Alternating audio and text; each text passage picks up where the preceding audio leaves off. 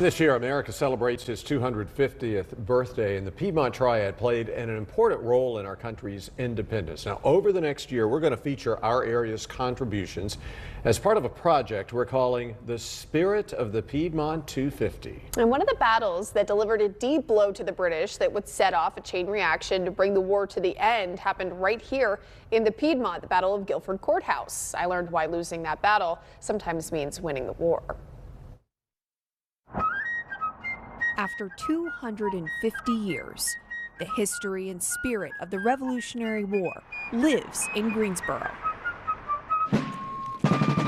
On the morning of March 15, 1781, a chance to make history lay in front of General Nathanael Greene.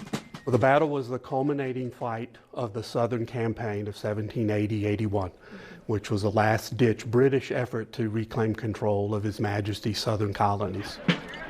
A struggling and depleted British army marches toward Greene's forces of militiamen and Continental soldiers, outnumbering the British 2-1. Well, for all intents and purposes, this should be a masterpiece for him. Greene sets up his masterpiece in an area he knows well, a mix of woods and farmland that sits roughly 6 miles from what we know now as downtown Greensboro. The first line is here, near Hoskins Farm, and is made up of North Carolina militiamen. The second line was here, just past Old Battleground Road. That's where militiamen from outside of North Carolina were stationed. The last line would have been in front of the old Guilford County Courthouse, which was near here, deep in what we know today as the Guilford Courthouse National Military Park. The men stationed here were the most experienced Continental regulars who had seen combat before. They are going to use linear formations again, everybody getting in their line, almost shoulder to shoulder. Very quickly, it's clear this won't be an easy fight. Something goes wrong with every single line, that it actually goes the opposite direction of what he had hoped. The North Carolina militiamen got off 1, maybe 2 shots, then threw their guns down and ran. Major General Nathanael Greene, commanding the Continental Army, has a low opinion of militia, so he hopes that the militia will just stand their ground and shoot a couple shots at the advancing British Army. And for the most part, that's occurring. The second line stands their ground slightly longer. There are some Virginia militiamen south of New Garden Road who report in their pensions after the war that they fire every round they carried in their cartridge box. So you're talking, over 10 shots they're taking. Until the line breaks and British forces make it to the third line.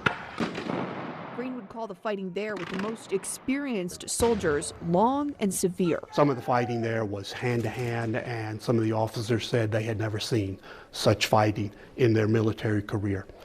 So it was fierce. After hours of fighting, one of the longest battles of the campaign comes to a close.